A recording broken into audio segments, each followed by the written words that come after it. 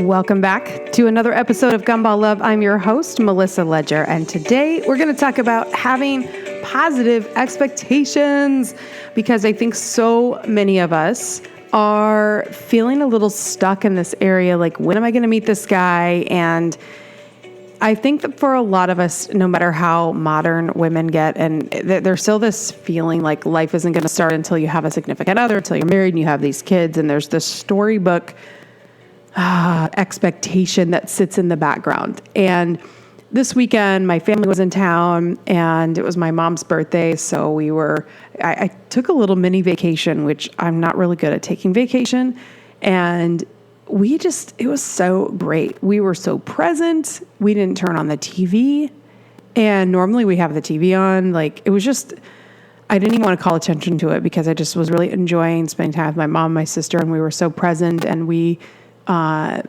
were all over New York, but then we took breaks and we went to the Metropolitan Museum of Art. We went to this place called the River Cafe, which, if you haven't been, it is the most amazing fine dining experience. And we went and had lunch at a place called Ladurée in Soho and went shopping. And it just felt like very casual and relaxing. And we didn't have a schedule other than what I had planned for her birthday. And my sister and I, we had worked for weeks to put it all together. But outside of that, we didn't really have a plan. And so it was just super relaxing. And living in New York City, when I've been here over 4 years now, almost 5, which I can't believe. I truly cannot believe it's been that long. However, you can get in a rut and sort of forget all the things that are here. And when people come to visit, I'm always reminded of how fortunate and blessed I am to live in the city.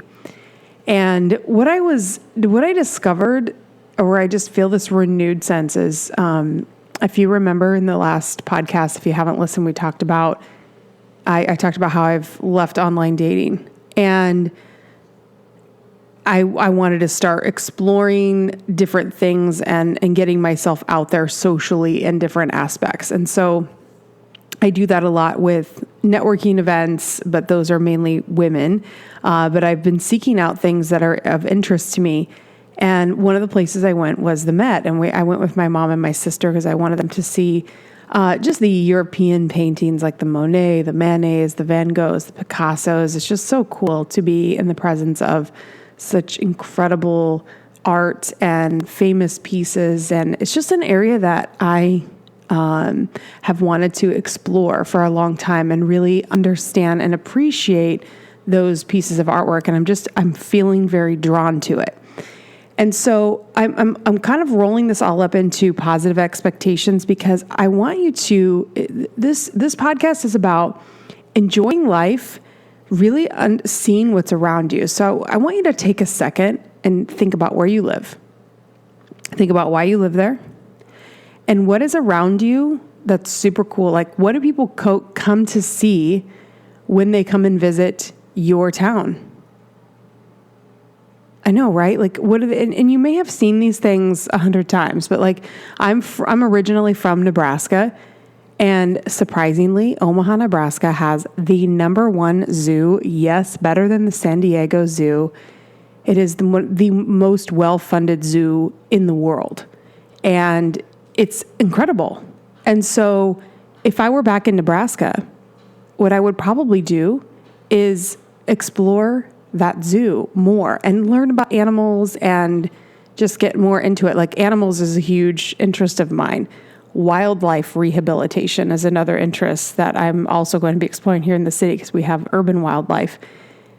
And if you followed me on Instagram, I've rescued like a baby squirrel and a baby mourning dove. And I just think the people that do wildlife rescue have just this incredible, deep, compassionate hearts. Like, I just think there's no better people than those that care about wildlife and will take the time and invest in them and bring them back to health and release them back into the wild. I just think it's something so beautiful about those kinds of people and that mission.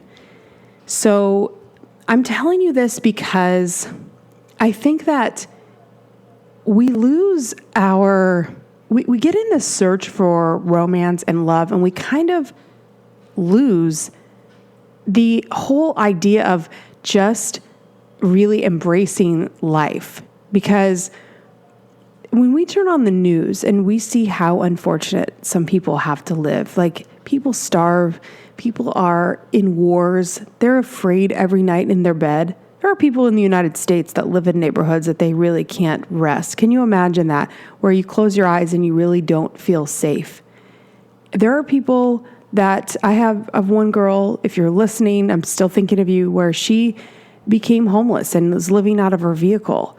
And it was temporary, but still, like, when I hear situations like that, and then I think, okay, so everything else is good except you're single. You know what I mean? Like, it just is like, okay, get over yourself. It's moments like that. And I think we need to really plug into life in general and be like, am I just overly fixated in this area because I'm thinking that my worth and value is so wrapped up into this relationship status? And I totally get it. I mean, I think that the reason we get like this is because we do feel a sense that someone's missing. So counterintuitively, especially recently, I've felt like I feel very blessed in my life and I'm enjoying this, but I do feel like there is a person missing, and not only a person, but a family, like my significant other and his family. And like, I'm sensing that there are people coming into my life, which is exciting. So instead of feeling sad, I want to positively expect them. And I was just listening to Joel Osteen, and whether you're Christian or not, I think like just his energy and his message is so powerful and so good. Like, a lot of times it's not, I mean, of course it's, Christian based and religion focused, but he has a very great outlook on just having positive expectations. So I listen to things that are not necessarily my religious beliefs, but sometimes like Oprah will interview someone and I'll think, I don't really subscribe to their philosophy, but you get little nuggets and pieces that are really beautiful. So if you can find podcasts like that, or just things that you can start your day with, it just gets your mindset completely set up differently. And so I just wanted to inspire you today just to say, okay, let's think about all the positive things that there are in your life. Think about all of the things you could explore in your city. I feel like have an advantage in New York City because I could tell you I could do this, I could do that. So I go back to the Midwest and think like, what would I do? But there's still museums in the Midwest. And for a long time, like, museums were intimidating to me.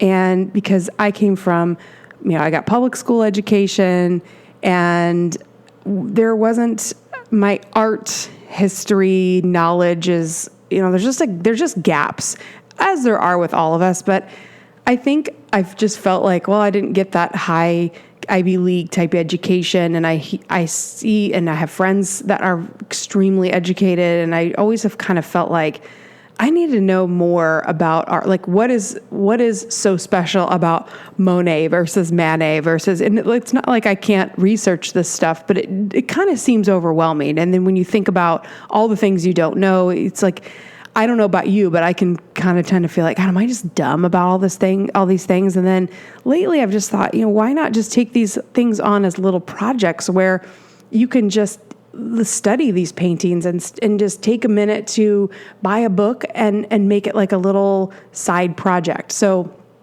I'll tell you, like, what I'm going to do now is I'm going to go to the Metropolitan Museum of Art every single week. And my project now is going to be discovering all of the European paintings and understanding when they took place and what I was reading quite a bit about them this weekend. And so I've already looked up a book on Amazon. I'm going to take that book with me, and I'm going to make it like an afternoon where I go and I get a coffee and I walk around. Actually, I don't think I can have a coffee in there. So maybe I'll drink my coffee before and then I'll walk around with my bottle of water. But you know what I mean? Like I want to be able to sit and go in there at times where there's not a ton of people and appreciate. I think there's beauty in doing things where you're just in solitude, where you're appreciating art or you're appreciating animals or nature. So let's say, like my screensaver right now in front of my computer is a waterfall with trees. And so what if you live in a wooded area and you said, I'm just going to learn what all of these trees are, and I'm going to learn the history of this area, and I'm going to study waterfalls, or just whatever is kind of like drawing you. And the Metropolitan Museum of Art has been drawing me for a while, and I've been ignoring it, which it just seems like, why? And also Central Park has been drawing me, and I've been ignoring it. I've been like, I don't have time. Like I need to sit in nature, put my feet on the grass, and just read or just be. Because I think that in our technology world, we're always looking at a phone, we're always looking at a computer, we're always engaged in something. And when we're not allowing ourselves any downtime, and even when we have downtime, we're looking at our phones or we're listening to something. So even though you're listening to this podcast right now, I think there's value in that tremendously. I mean, I love podcasts, and I think we should be feeding our minds, but I do feel like we're missing opportunities where we're just we're unplugged and disconnected from technology, and we're in the present moment. So whether that's in a museum or it's in a park, or you are maybe you go to like gardens where they have flowers and plants and things like a botanical garden is what I'm thinking of. I don't know. I'm just trying to brainstorm this with you. So, and I also, this was a few years ago, it was before I came to New York, I got paint and I got, what's it called? It's not parchment, but there's a word for the paper. And, it's been in my closet since I've been in New York. Haven't brought out my paints, haven't, I remember I watched YouTube videos of how to paint stuff, and it wasn't great painting by any means. So it's not something I'm going to like frame and put up in my apartment, but just the act of painting was really nice and relaxing. And it gave me another creative outlet. Like for me, this is a creative outlet, what I'm doing right now. And people will say, Melissa, you're just so articulate and you just put your words together. Like I didn't put any notes together for this. I was just like positive expectations. That's all I thought. And I was like, I'm just plugging in the microphone.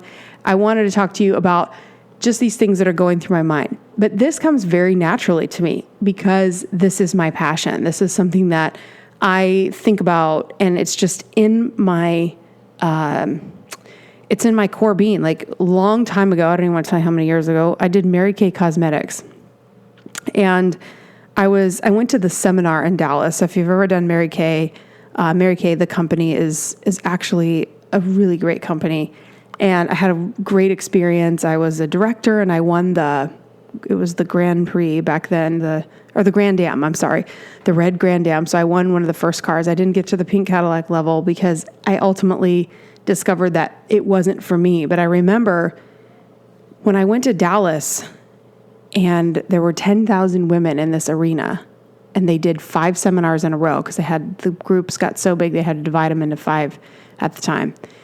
And so, and it may still be that way today, but I remember there were 10,000 women in this arena and I could not stop crying. I was like, the tears just in fact, and I knew that the tears were so meaningful. I kept the tissues that caught the tears because I thought I was catching the Mary Kay dream. But I remember at the time, the motto for Mary Kay was enriching women's lives. And what I was seeing on these stages was all these women's lives being changed. And they were so impacted, and their families changed, and it was single women, it was married women, it was women with children, all these different backgrounds from all over the world. And I remember thinking, after Mary Kay wasn't for me, and I didn't want to pursue that long term, I often thought back to that and that, why did it emotionally impact me so much then? And now I know, because I was supposed to do this. But that experience and this experience were 15 years apart, right about 15 years apart. And so, or even just discovering gumball love, or even discovering this concept. So the reason I'm telling you this is because sometimes when we're exploring something, you may discover a thing that is your passion, or it might awaken something but that's going to fulfill or manifest later on. So I want you to be expecting things and thinking like, my life does mean something. You aren't just here for no reason. Like, you're a human being. Like, if you just look at my little sister's pregnant right now and she's going to have a baby soon. And I was just like, wow, like, think of all the things that happen when you watch the creation of a human being from conception to birth. It's like, it looks like we're little lizards in there for a while. But when we look like little lizards, we have like hearts and lungs and the brain. And like, when you think about, okay, now the baby can hear you talking and now the baby can do this. It's like, wow, this is a whole person being created. And just the miracle that is. I mean, every time I have a family member that has a baby, it's just like, wow, I just can't believe you have a human growing in you. And even though this has happened billions of times, it's still like, whoa, this is really happening. And so it's just incredible that we can create life. So the fact that your life was created, even if you weren't intended to be here. Like, I think a lot of people weren't really planned, like when you get a little bit older, like I think when we're younger, we're like, oh my gosh, I wasn't a planned pregnancy. Like, people have gotten really offended by that. I don't mean to laugh, because if you weren't planned, but I think a lot of people were not planned, but really you were. Your parents may not have been exactly like, okay, I'm really ready to have a child right now. But when it happens, you're like, okay, I like, a lot of times you didn't plan on adopting the dog or the cat that you have, but then you did, and you realize this dog was meant to be in my life, or this cat was meant to be, or whatever it is. Maybe you adopted a kid and you were like, I was here and I didn't even think I was going to, but now I am, and it changes your whole life. When I did Big Brothers Big Sisters, I was just on a tour of Big Brothers Big Sisters because my boss was on the board. And I was just doing, like, he had to bring people in and tour the facility and hope that, maybe somebody would become a big sister or big brother. And there were about 10 of us that went on the tour just to learn about it. And I could not hold back the tears in there. I was so embarrassed. My coworkers were with me, and I was like, oh my gosh, I'm supposed to do this, because he was not expecting any of us to really do it. It was just part of him being on the board. Once a year, he had to bring a group of people in to tour and hear the story of Big Brothers Big Sisters. But I just felt like, oh wow, I'm supposed to do this. And it was unexpected. It was unplanned. I did not plan on getting a big sister or a little sister. So then I went through the whole process and filled out all the application, and then I started having anxiety, like, oh my gosh, what am I doing? What do I have to offer a little kid? I felt like I was a mess, and I really wasn't. But, we just feel like, am I good enough to be a mentor to a child? And so I didn't know who it was going to be or what was going to happen. I mean, and they said, do you want a black girl? Do you want a white girl? Do you want Hispanic? And I just said, well, my parents divorced when I was young, and so I want you to match me with somebody that you feel like can benefit, like our history can help you. Like, I can help somebody if their parents are going through a divorce or whatever. I said, so just, I don't know. Like, I didn't even know what to say. I just said, all right, you just match me with whoever you think needs me. And they were like, okay, fine. So it took like, I don't know, it felt like a few weeks. And then all of a sudden they were like, we found a match for you. And that was my little sister, Kayla. That was in 2008. So it's been 10 years ago. And it's just crazy, like that girl changed my life. And I don't mean to go off on a tangent, but I'm just saying, like, when we start having positive expectation for our lives and we start exploring who we are, why we're here, what our purpose is, And we stop making life about just that storybook, traditional mom, dad, baby, kid, or, dog and the perfect house and the picket fence. Like, I mean, how many people do we really know that have that life? You know what I'm saying? Like, why is this a standard when I would have to really think about people that even people in great relationships that I know still don't have necessarily that perfect of a setup. Like, even when it's good, it's not that perfect looking. Everybody has their issues, they have their drama, they have their in-laws. Like, nothing is ever perfect. But I feel like we're holding ourselves to the standard, and then we're just waking up feeling like failures all the time.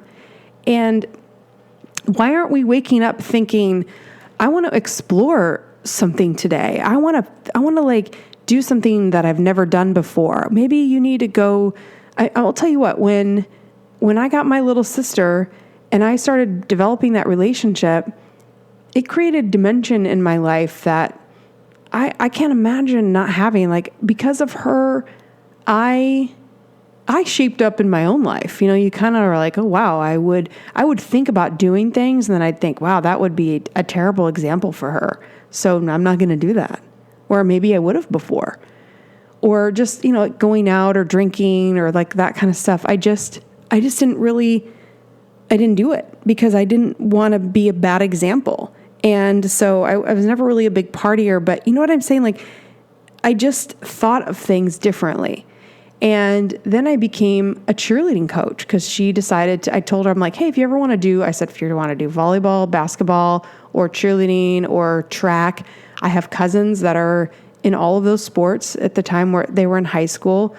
And I said, we can help you. Like, if you want to do volleyball, and I play basketball, and I mean, I have like this whole athletic family. I was like, so we can help you and whatever. I'm like, whatever you want to do, just let me know, and I'm happy to help you in any of those areas. And she was like, okay. And then I don't know, a few weeks later, she said, I think I really want to try cheerleading.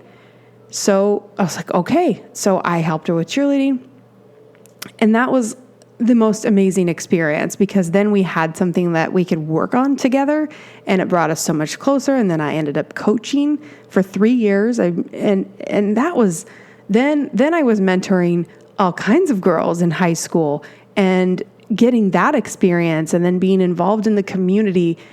So many things, you guys. Like, I mean, it's just when I stopped focusing so much on finding the perfect relationship, and I really started focusing on developing my life, because for a long time, my parents divorced.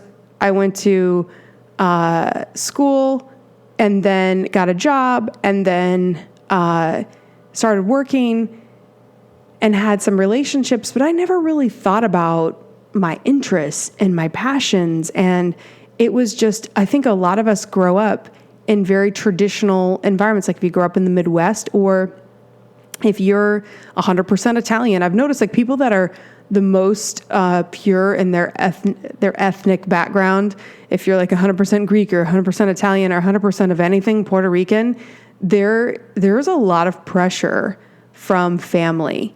And I'm not 100% of anything, but I'm from Middle America, and there's like this pressure to be married and have kids. And I think I know people that are from India. There's huge pressure to have arranged marriages, and if you're not married, I mean, it's just like, I think there's probably, if you're listening to this right now, there's pressure from somebody in some aspect that they want you to be like taken care of. They look at a woman who's single and on her own as like, oh my gosh, we got to fix this. This is a problem. She doesn't have anybody to take care of her. Even though it's 2018, there's still this idea that we're not okay unless we are attached to a guy. And I'm not saying that we don't have to be focused on that, because like I said before, I feel like there's somebody missing. I know that I'm going to meet somebody and they're going to be the right person for me, and I will eventually have that partner in my life. However, in that positive expectation, I don't want that to be our focus of just thinking about when this guy comes in, because then when you're thinking about just that, the rest of your life feels like it takes second place to that. Maybe I'm just out on a limb here, but it kind of, maybe I'm just having an awakening to this piece of our journey as women where we sort of lose or never really develop our own identity and our own interests and go on that adventure of exploring our passions and what really lights us up. And I think the danger in this, because when I look at women that found the guy right away, there's a lot of women I know, they found the guy right away and they got married, they have kids, but I don't really see them doing anything that they're passionate about. They just go to work, they come home, they take care of the kids, and then a lot of them are envious of their single friends because they're like, I don't have anything like that, like you're doing. I don't have any interests. They feel like they don't have an identity, and there's tremendous depression. Like, I've been really studying lately how even men and women that have children, there's a lot of depression that's happening afterward. There's postpartum depression for women, but then there's just depression in just taking care of children in general, which was a new thing. And it was focused, the article was focused specifically on men and the study of how men experience tremendous depression after they were having children. I was just thinking, I wonder why that is. What is causing all of this depression? One, like so many of us are feeling depression and anxiety. I mean, I feel like we all are having this problem.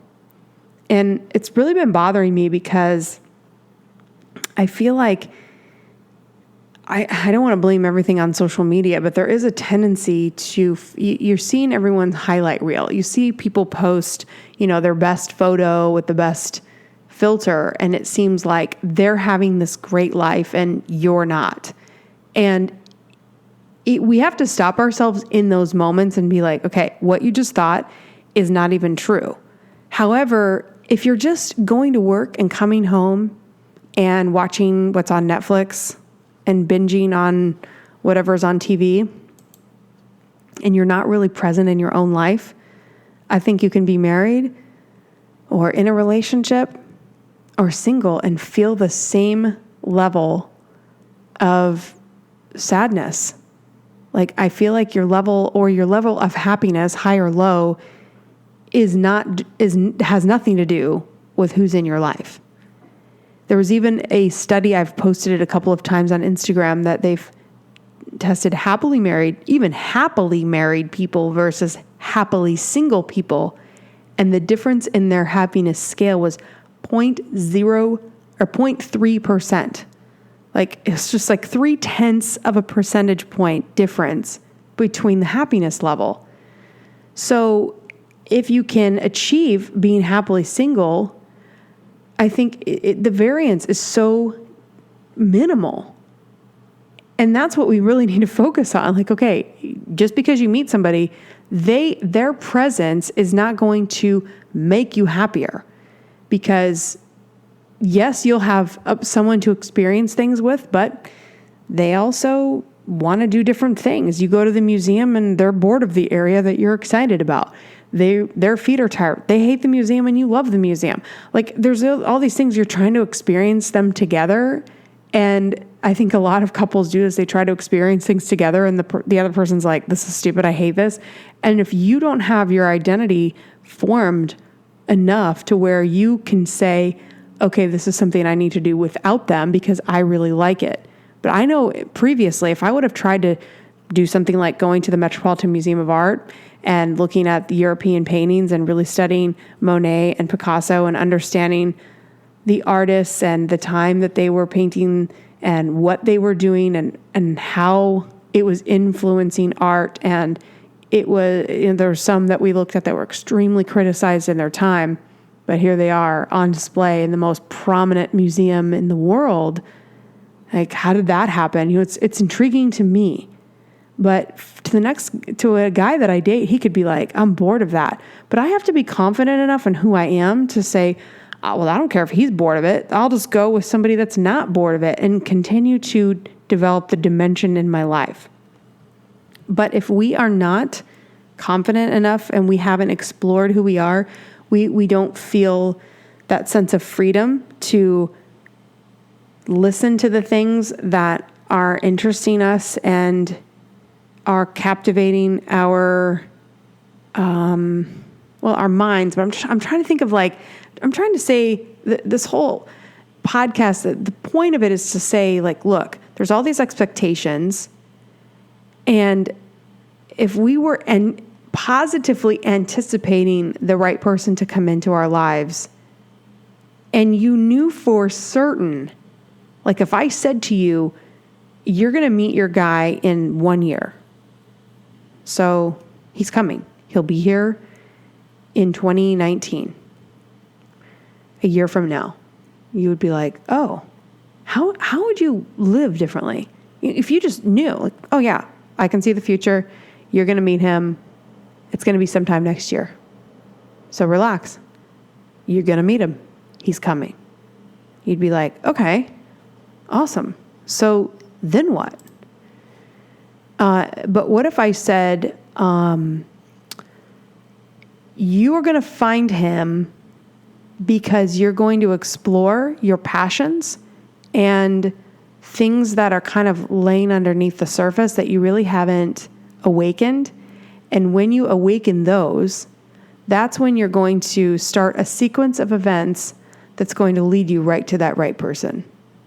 And not only that person, but those people. This is my absolute belief. I believe that our passions and our interests that were woven into us when we were being created in the womb.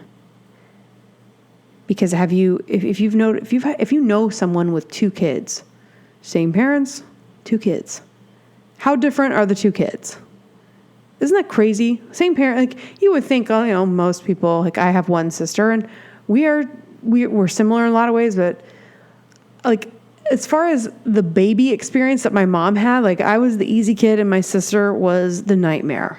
She was the kid who challenged my mom in every area, drove her crazy. She was, as we say in my family, the wear out. And I was that kid that could just, hang out. I could entertain myself. I didn't really need a lot of, stimulation. And even when I grew up and I wasn't a baby anymore, I could sit in my room. I read books. I would play with my toys by myself. But my sister always wanted my mom to play with her. So she was just like, oh my gosh, this kid, she just won't, she can't entertain herself. She wants people to be with her. So she was more social, where I was. So my sister is probably more of an extrovert. I'm more of an introvert. And so I'm just saying, how different are we? Well, that's for a reason. It's just not just by circumstance. That's for a reason, because we're completely different. I believe we all have a soul or a spirit, and that we were created uniquely by God, and that we have a purpose that's entwined in that. So don't freak out if we don't have the same religious beliefs, but I believe you have a purpose, that you are here for a reason, and that what you are interested in has a greater meaning than just, oh, that's cool. If you're really into dirt bikes, and that just if you're flipping the TV and there's some kind of dirt bike obstacle course, and that stops you and you're like, that's weird, I'm a girl, but I really love watching that. Don't ignore that, because at least give yourself a chance to explore what's intriguing me about that.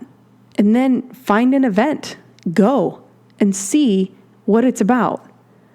I've talked to you guys about ballroom dancing. Ballroom dancing just feels normal in my life now. It's oh yeah. But my mom and my sister went to one of my lessons, and they were just oh my gosh, you're just whipping your hips around. And it's so intricate. And it just looked like I was this expert to them. And for me, I feel like, oh gosh, I have so much work to do. Like I'm just so ingrained in it now. It's been almost a year and this is just what I do every week. And I'm working to develop those skills in dancing. But a year ago right now, I hadn't even set foot in a studio. And now I'm like, okay, in the cha-cha, I shift my weight and my hips roll this way. And then you have to bring your heels together and your toes don't touch.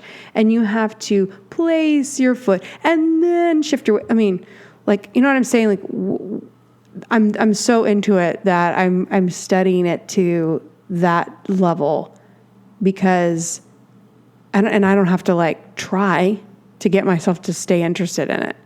It just, I can't imagine not doing it.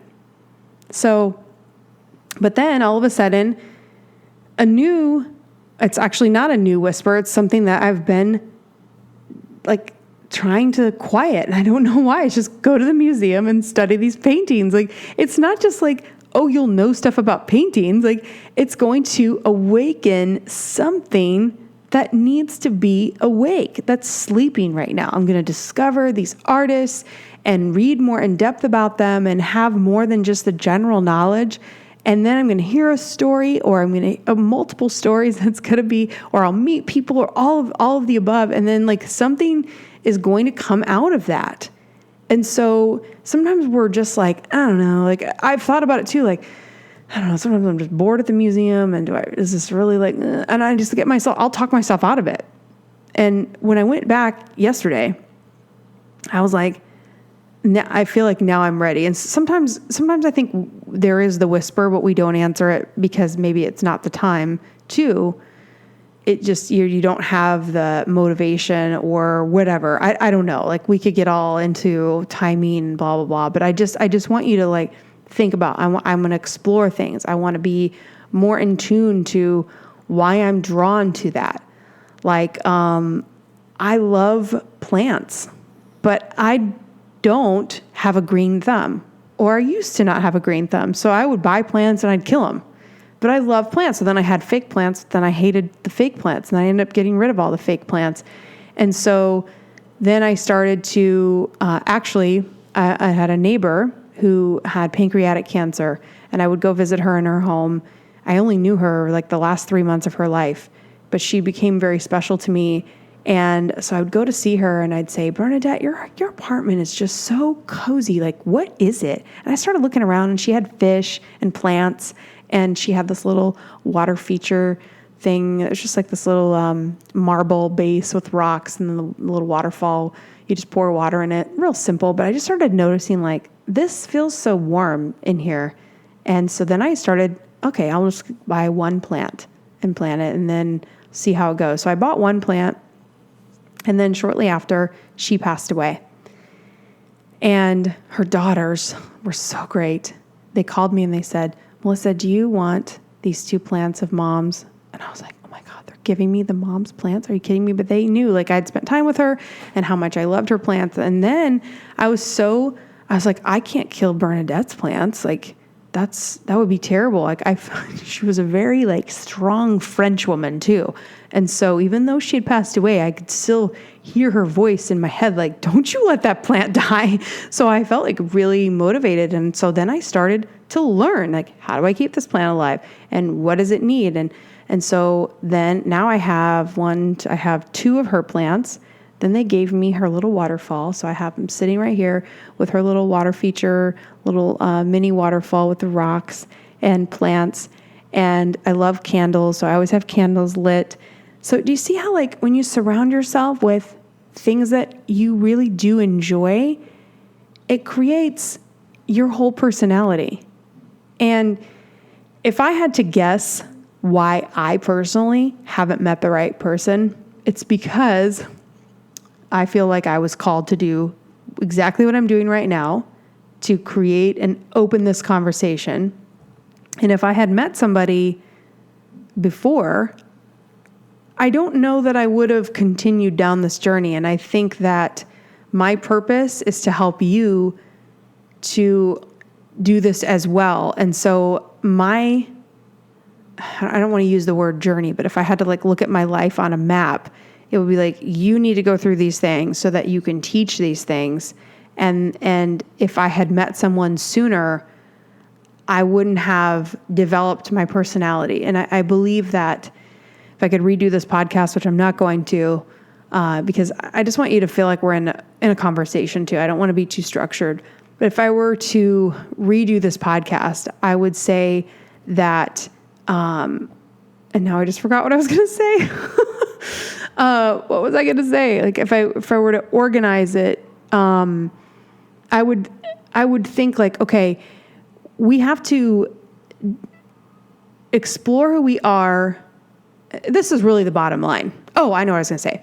That when we are young and we get into relationships, especially if we've had gumball parents or we never saw healthy relationships growing up, and then we got into this is what happened to me, where my parents were not in love. They did not have a good relationship growing up. It wasn't terrible, but I really didn't see what now I know I should have been seeing in order to give me the foundation of and also the recognition of what a healthy man looks like, a healthy relationship, how I would be respected. And also my mother didn't have the opportunity. She married young and had my sister and I.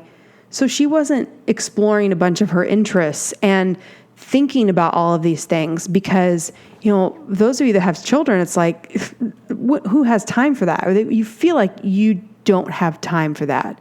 And so there's this like gap in a lot of people, even when they're married to the right person and they have great kids, a lot of people feel unfulfilled because there are those things that they didn't discover. Maybe it's dancing. Maybe it's taking care of animals. Maybe it's going and exploring dirt biking or off-roading or motorcycle riding, or I don't know, or exploring your artistic. Some people can paint and they're not painting.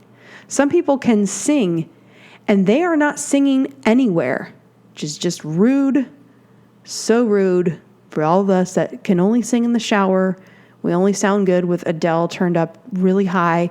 And then you can actually sing and you're just sitting there with your beautiful voice, quiet. What is that about? Those people really irritate me. So I'm like, wow, I'd be at karaoke constantly and being like, look at me. And I don't know that it's necessarily you are supposed to have a music career, but I just think that if you have a singing voice, you should be singing in some capacity. And boy, the singers get really, if you're a singer, you're like, Melissa, rah. They get so irritated with you when you say this, but it's like, you know what? I'm irritating you because you're supposed to be doing it and you're not. And I know I'm supposed to be doing this podcast and sometimes I just struggle with it. And it's like, dude, just get the microphone out and do it. I struggle with it too. I understand, but I think that we need to start really paying attention to that. So if you can write really well, you should be writing. And even if you're just writing for yourself, you need to be doing it. I'm not the best writer, but this is where I feel the most natural in speaking on video, which I need to be doing more video, which I will be, but also just teaching and talking to you via audio and helping you on this journey. This is what feels so natural and normal for me. For some people, they're like, how do you just create a podcast? And I was just like, I don't even really have to think about it that much. It just feels natural. However, there was a point where I didn't have a microphone and I didn't even know what GarageBand was on my Mac computer and never even opened the app. I just had no idea. But as these mediums become available, and if you feel like you have a message in you and you're like, well, who am I? I'm a single girl in New York and I'm of a certain age where it's like, why would somebody listen to me? Well, because I've been studying this for the past 10 years and only the people that have had the hard road of just what I described, where your parents divorced or you didn't see that example in front of you. And all of a sudden this gumball concept came to me as well. But if you didn't have the example and you grew up in a similar way, like I know so many of us have grown up in this similar way where we never saw the example in front of us. And for lack of a better term, we just, or not lack of a better term, but for a lot of us, we just don't know what we don't know. If that makes sense. Like when you don't know and you're looking at Hollywood and you're just trying to figure it out, that's what most of us do. Most of us don't think like, I didn't think for a long time, maybe I should really examine and learn like what true love is, what is intimacy, who really has it. Like, I just didn't even think about it. I thought romance was what I saw in the movies. I thought true love was shown to me in the stories I had learned about, even in stories like Romeo and Juliet. I was arguing with someone who's extremely educated and had studied Shakespeare, which I have not. So I tend to not understand Shakespeare very well, which might be something I explore. I don't feel drawn to it right now because I don't know. It's like I get a mental block. But I look at Romeo and Juliet and it's just like, that's all based in passion. Is that really true love? And, or is it more like gumball love? So I'm asking those questions now where I didn't before. I would just get caught up in the romance, and then I would get caught up with romance with the guy of the day or the guy of the month or guy of the year, whatever. And I would get taken on a ride and I didn't know what was going on. So I could say, who am I? I haven't had the quote unquote success. Like I could have said this to myself in the beginning. You're not married yet, so why should you talk to people about relationships? However, I've been taking screenshots, 13 couples that I know of. So if you found somebody after listening to this content, please send me a selfie of you and your significant other. I won't post it unless you want me to. But I am making a wall of couples. So I was thinking like, wow, if I would have said, what do I know? How can I help people? And now I have 13 couples that have women that started listening to me, maybe listened to me for a year or 2 years, ended up breaking up with their gumball guy and finding the love of their life. Like, oh my gosh. And I have two, one that got engaged. I had my first engagement happen. I call it mine, like they're mine. But I see you as my girl. Like I see you as you're one of my girls. And I feel a sense of responsibility I feel fully responsible to make sure that you are happily single and that you find a healthy relationship. It's getting so weird to me that when I see girls that come out of the bars when I walk back from dance down 3rd Avenue, I see a lot of girls walking out of bars and I feel a sense of family toward completely strange women. Like I feel I was out on a date a couple days ago or last weekend and we were talking to these girls in the elevator and I was like, your dress is so cute. I was like, let me see the front of it. And he was looking at me like, are you just talking to this girl like you know her? But I just feel such a closeness to women and single women, especially women that I know. I'm like looking at this group of women. I'm like, I want to talk to them about their relationships. I want to help them. Anyone who's suffering or who's being jerked around by a guy, I feel a tremendous responsibility and a weight on me. Like if I were to just quit doing this, I would feel like a schmuck all day long, every day, because I know that this is a huge piece of why I'm on this earth. So some people might say, what does she know? And I just have to deal with that because it's like, you know what? I know some things and I've been able to help a lot of people and I just have to focus on that. And if somebody doesn't like what I'm saying, they don't have to listen, but it doesn't make my purpose any less significant. So I feel like I have two messages to tell you. One, that your purpose in your life has tremendous meaning. And if I could have anything for you, it would be for you to be fulfilling your life's purpose much more than finding a guy. That said, the women that are fulfilling their life's purpose, I know of several that also have great men in their lives. And those men are extremely supportive to that mission. In fact, I can think of 2 friends right now where not only their husband's supportive, but they do, like, one of my friends, I'll just say who it is, Michelle Bomarito, who's incredible, has amazing content. She's working on some stuff. Her husband, Chris, has been he's done stuff on my website, and their marriage is, I knew them before they were married. He would, and still does her website stuff, helps her with content, helps her with her story. So many things. In fact, I'd love to interview both of them on the podcast just to have you hear like how incredible some of these men are and the support system that they provide. And I've watched her, she's fulfilling her mission. She's ran the New York City Marathon last year. He came here, supported her at the finish line, just a total partner. Not a gumball guy that's like, how long is this going to take? And blah, blah. No, he's just like, he is her partner. And so when we are in our purpose and we're doing what we're supposed to be doing and we have that partner, it's also extremely beautiful. And so I think sometimes, I know for me, I have quieted my purpose and my mission. I've been afraid to say to guys on dates, by the way, I actually do relationship coaching and I have this whole platform about dating and relationships. That's been hard for me to say out loud. But I've realized that the right guy would not be threatened by that at all. And the guy for me will more than likely have a part in this mission because it's massive. And eventually when that person comes into my life, I don't know if he'll be on a podcast with me or if he'll work behind the scenes or if he'll have a huge leading role also. Maybe we'll be like this dynamic duo. I don't really know. I'm very open because this has never been about me.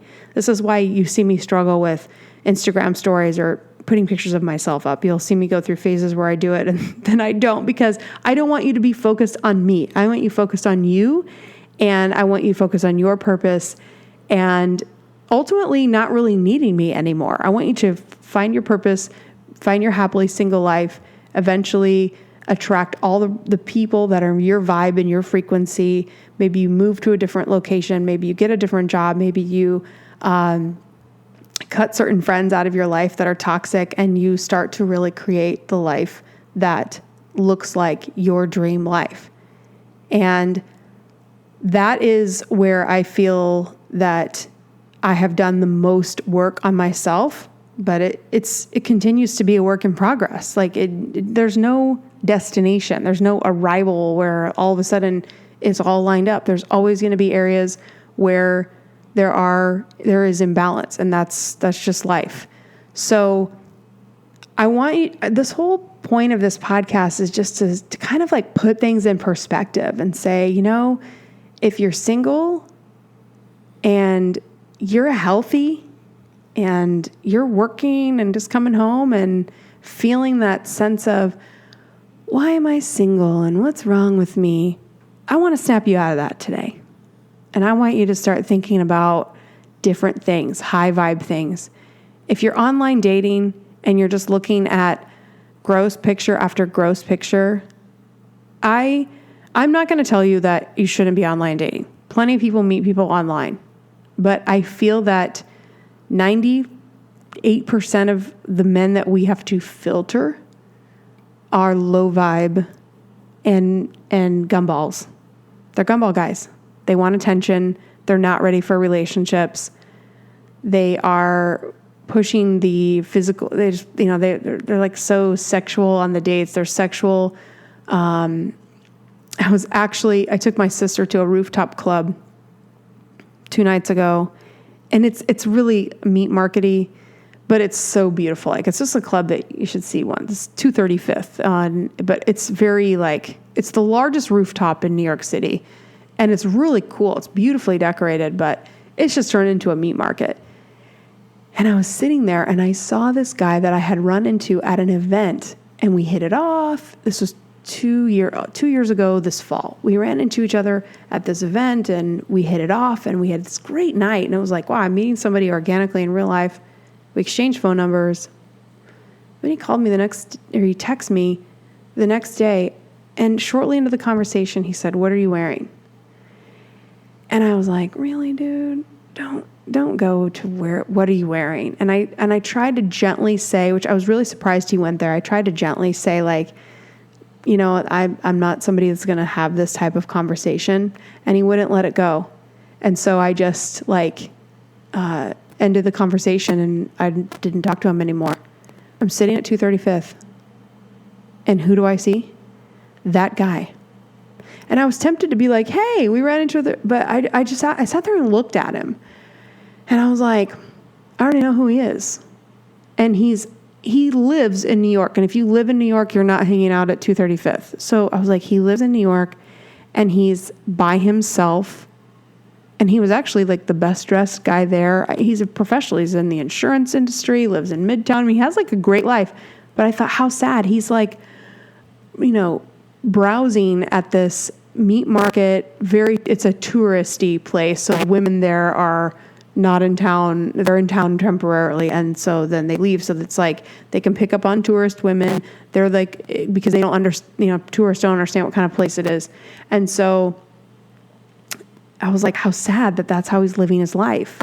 And I just got to see, which is, how crazy is that, by the way, like in New York City, that I would run into him again out of all places. I never go there. But I was just thinking like, wow, so sad that he's still in that place. And so I just sat there and I didn't say a word, and we left because I just knew it wasn't worth my time. So because I have evolved in my life to a completely different place. And so that's what I want for you. I want you to start looking at your life and looking at the things that you want to accomplish, the passions that are lying just underneath the surface, the little whispers that you're hearing, like maybe you need to sing, maybe you need to dance, maybe you want to be in ballet. Like I have ballet little desires, but I'm doing ballroom dancing, so it's taking up a lot of my time. But you know what? Before ballroom, I actually signed up I logged into it was in New York. You can go and you can be trained by the best ballet pros in the world. Like everything's in New York. So if you live in New York, you can actually be an adult and take ballet. Who freaking cares? Like, doesn't mean you're going to be the next, Mikhail Baryshnikov. Is that how you say his last name? Like, I know that I can't be a pro in ballroom dancing, but I'm going to see how close I can get. Why not? It keeps you in great shape. It's an amazing community of people. It's a skill that I can work on for the rest of my life. And there's so many health benefits to dancing. But sometimes we just stop ourselves because of stupid reasons. Like, really, I'm going to be an adult in a tutu? Well, no, you don't have to wear a tutu. Like, is that really what it's like? Probably not. When you go and you do ballet, why don't you just go see what it's like and just say, yeah, maybe you're 50 years old and you're like, I'm 50 or I'm 60 or I'm 70, whatever. And you're like, I just want to do it. Who cares? I remember thinking before ballroom, I was like, I don't care if I'm in the room and there's a bunch of 8-year-olds. I'll tell them, hey, you're 8 and I'm way older than you. And don't give up on ballet. Keep going, because then you'll be like me, as an adult wishing you never gave up. I was like thinking that that's what I would say to little kids. I didn't know if they would put me in class with little kids, but I remember thinking, if I want to do this, I don't care. I'm going to do it. So there's so many things to explore. Life is beautiful. You have a purpose. So just don't be afraid to venture out, to start, like, I hope I've stimulated some things. So you're thinking like, what else could I do? And maybe that's completely, notice that the things that I'm exploring are completely unrelated to relationships. Art at the museum, dancing, wildlife rescue. Like, I have all these other interests. I will do pottery. In fact, I'm going to look that up today. Ever since the movie Ghost, I need to do pottery on a potter's wheel. It's like, Melissa, just freaking do it already. I mean, I just have this super over romanticized thing in my head about what it's going to be like, but I don't care. There's something about that clay going through the hands that just seems magical to me or something. And maybe I'll do it and I'll be like, I don't know what that is. Or maybe I'll end up having a potter's wheel in my apartment and, Like, I don't know, but like, I just think it's cool. Like, I want to have, I need to buy another easel so I love the idea of paint and paint brushes and a little corner in my apartment with like, maybe the potter's wheel and just having like that warmth and the eclectic feel. And I, by the way, I used to just dream about being in New York City. Like, I want this New York City apartment and I want to have plants. And I used to think about this. I used to think about exposed brick and tall glass, which one day I'll have that as well. But I want like the glass and the exposed brick with the greenery and the wood floors. And I have the wood floors. I have pretty good sized windows, but it's like we're on our way there. But before, I was in a tiny apartment in the middle of the Midwest, and all I had was a New York coffee mug and a dream. But I just kept pushing. And it took me from the time I had the dream until I moved here. Let's see. Maybe like, was that 2000? Maybe about 7 years.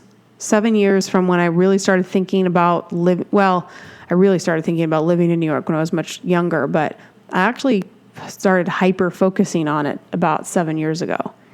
And now I've lived here 5 years. Crazy, crazy stuff. I'm sorry, not 7 years ago. Would have been 7, 8, 9, 10, 11, 12 years ago. So I've lived here. So I got here 7 years after really starting to focus on the dream. And just all of what I mean by focusing is just putting up visuals, thinking about it, writing it down on goals. I moved to an area that was a walking neighborhood in Omaha and had like this tiny little, it's called Dundee. It's like this tiny little community, but people that live in that community, they walk. There's a little gas station. There's a few restaurants. It's a higher end, like some higher end restaurants and little shops. And it's just this tiny little street, but it has this little wines, a couple of places you can just go drink wine.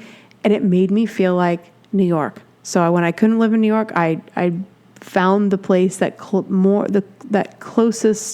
had the closest resemblance to it. So I hope that this has awakened some of your passions. It's made you think, am I a singer? Am I a dancer? Am I an artist? Am I passionate about animals? Am I passionate about helping the homeless? What are the things that you think about that you're not doing, that you're just going to work and being sad about being single? Because I want you to have all of this figured out or really well on its way. I want you to get in the habit of exploring this so that even when you're in a relationship, I'm telling you what, this is what keeps relationships alive, is both people saying, hey, let's go do blah, blah, blah. What? That's weird. Okay, I'll go. And then you go and it's like cool. Or you go and it's dumb and you can bond over how ridiculous and make fun of it for years. You know what I mean? But it's like if both people are sort of adventurous, or even if one person's adventurous and the other person maybe has interests in different areas, but if you really look at healthy couples, they say this to keep your relationship healthy, like do things together that you both enjoy. And couples that don't have that really struggle. And this is where I will bookend this by saying that I want you to study what makes healthy relationships. Forget all the dating advice. It's stupid. You don't need dating advice. You're only going to meet one person. You hit it off with them. That's it. There's no tactics or weird stuff you're going to have to do on a date. It's all about communication and meeting somebody that you connect with. That's it. And so the rest of like all these do's and don'ts in conversations, most of that advice is how to talk to a gumball guy. And you do have to have scripts and techniques and a lot of games to play to keep that kind of a guy interested, because he's bored very quickly. So if that's the kind of person that you're going to try to be with, then you do need all the tips and tricks, because you're going to have to constantly bob and weave to maintain his interest. But when you're with somebody who's high quality and that's looking for a relationship and actually is building a quality life and has goals and dreams and is also focused on their purpose, those people are high vibe and they are not trying to just get sex and move on to the next girl. And I think we can get a little bit immersed into that low vibe kind of person and we get really discouraged. And then we forget there's a whole other world out there. And there are tons of men that are also extremely focused on higher level things and higher levels of thinking. So if you're in online dating world and you're like, if I see another shirtless selfie of a guy in the bathroom, I'm going to die. It's time to pull yourself out, even just for a break, and get yourself or mix it up a little bit and get yourself out among people and exploring new interests, exploring interests that you already have, reviving things that you may have put away, and just see how you start to feel. Test it out. And I will be better about sharing those experiences with you. And I will let you know how it goes at the Metropolitan Museum of Art, the Met here in New York. Like, I'm going to be exploring that. And a few other things. I have a few other things up my sleeve that are just also for my own mental health. Like, I don't think going to Central Park and sitting there with my feet in the grass is necessarily a way to meet people, but it's what I need to maintain my own sanity and my own, to keep my own vibe high. So we have to take care of ourselves and follow our purpose. Really think about what you're put on this earth to do, what you're ignoring, what you need to start engaging with, and just enjoy your life. You know what I mean? We spend so much time focusing on what we don't have, but I want you to start focusing on what you do have and the relationships that are in your life. And even if you only have one friend, that's pretty good. You know, the average person has one friend. Like, when you look up, we think all these people have all these friends, but just as you get older and you see the inside of so many different dynamics. Like, I've met people that look like they have all these friends and then they start gossiping about all those friends, and you're like, wow, if I look at you on Facebook, it looks like you've had this great life and you have all these people, but really it's not as great as it looks. So we need to stop thinking that everyone else has it so great and so amazing, and realize that everybody has their problems. Like, even if I'm exploring art at the Metropolitan Museum of Art and I'm doing all these great things, I still have stress at work. I still have bills to pay. I still have stresses. It's still life. You know what I mean? And that's why I don't want to create an illusion that you have to find this perfection, because I'm also for me, even as the leader of this movement in Gumball Love, I'm still on the journey with you. And I want to create more of like what Oprah does in this community, where she just continues the conversation. Like, I think Oprah does such a great job of being like, I don't feel like she's like, I'm the standard and you need to be like me. I feel like she creates community and keeps the conversation going. And how many conversations have we been so grateful that Oprah has made us a part of? Because I feel like the way she sits there with whoever she's interviewing, she seems like the student right along with us. And I think that's why it's been so successful. And for a long time, even the past year, I felt this pressure to be so perfect for you. And I've relieved myself of that. And I am just here to get this conversation going, to keep it going. And I'm also looking for people to interview on this podcast. I have a lot of goals for that. So if there's somebody that you're thinking like, Melissa should interview this person, then please let me know. I see nobody in my space as a competitor, because I think that even the people that I feel like are teaching us how to talk to gumball guys, some of them even have quality messages. Like, I'll look at different ones and think, yeah, I don't love everything he says, or this message really irritates me, but this one over here I like. And so if I can just help you see like the Gottman Institute and get you to study intimacy and really understand quality relationships, then I feel like you and I can be armed with enough information where we can look at other content creators and appreciate the quality that they bring, and also filter out the things that may not be healthy for us. I want you to make that decision on your own. I'm not going to tell you who to listen to and who not to listen to. Other than the Gottman Institute, I feel like Gottman is very neutral in that they are research-based and they have such a proven track record of success. I have no affiliation to them whatsoever, but I've just gained so much respect. My therapist was the one that referred me to study their work, and you can go on YouTube, and it's quite amazing when you hear how when you listen to healthy relationships and in keeping marriages successful. I look at relationships so differently after that.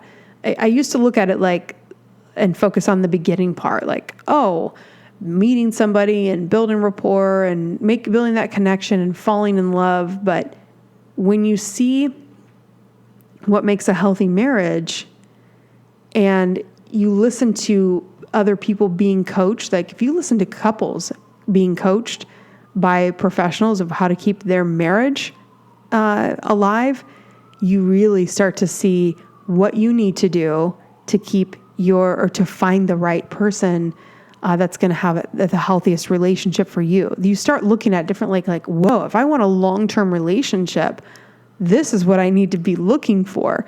And it's a reverse engineer of what a healthy relationship needs to have. So I'm going to end here because we're already over an hour. I intended this to be short. I'm looking at my timer and it's 1 hour, 11 minutes, 11 seconds. That's crazy. I have something with 11s. So I will wrap this up here at 1 hour and 11 minutes.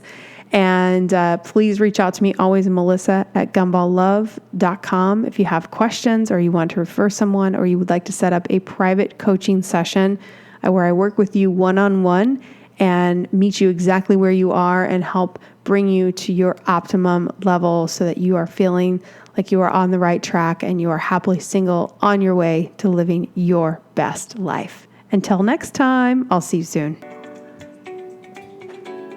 Thank you again for listening. Please don't forget to subscribe so you're notified of upcoming episodes.